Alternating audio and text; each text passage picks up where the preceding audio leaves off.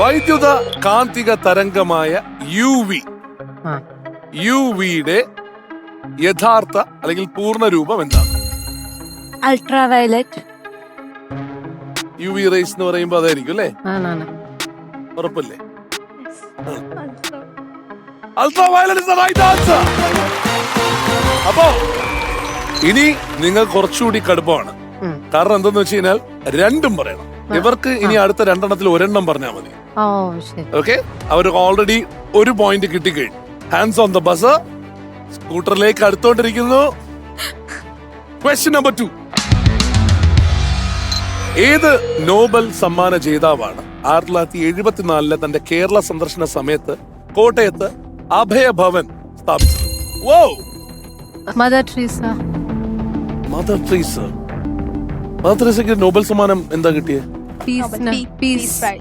അപ്പോ എന്നിട്ട് 1974 ആണ് അഭയഭവൻ സ്ഥാപിച്ചത്.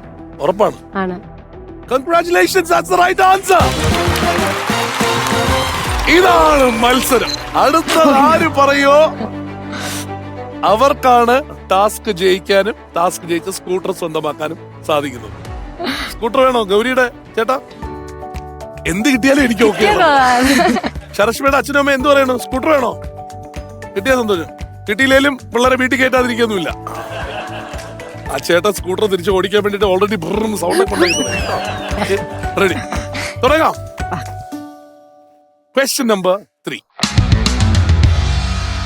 ലണ്ടനിലെ മാഡം ടിസാറ്റ്സ് വാക്സ് മ്യൂസിയത്തിൽ മെഴുക് പ്രതിമ സ്ഥാപിക്കപ്പെട്ട ആദ്യ ഇന്ത്യക്കാരൻ ആരാണ്? ഫോട്ടോ ഫിനിഷ് ആണ്. റിവെന്റ് ഒന്ന് നോക്കിയേ. ആരാണ് ആദ്യം അടിച്ചത്?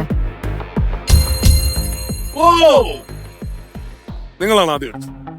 മാഡം ടിസാറ്റ്സ് വാക്സ് മ്യൂസിയത്തിൽ ആദ്യമായി വന്ന പ്രതിമ ആരുടേത് എന്നുള്ളതാണ് ചോദ്യം. ആദ്യം മറ്റൊന്ന് ഇന്ത്യക്കാരന്റെ. അറിയാം. അതെ, മഹാത്മാഗാന്ധിജി. തീരുമാനമായെങ്കിൽ ഉത്തരമാണെങ്കിൽ ഉത്തരമായിട്ട് പറയണം, സംശയമായിട്ട് പറയരുത്. മഹാത്മാഗാന്ധി. ഉറപ്പാണല്ലോ, മാറ്റൂലല്ലോ. നിങ്ങളുടെ ആയിരുന്നെങ്കിൽ ഉത്തരം എന്തായിരുന്നെ?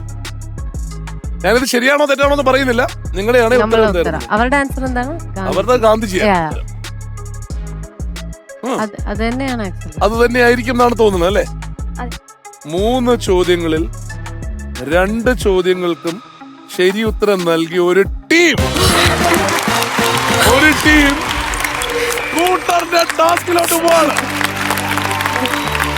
കൺഗ്രാറ്റുലേഷൻസ്. ആ കൺഗ്രാറ്റുലേഷൻസ് ഉത്തരം പറഞ്ഞതിനാണ്. ഇനി ടാസ്ക് ഉണ്ട്.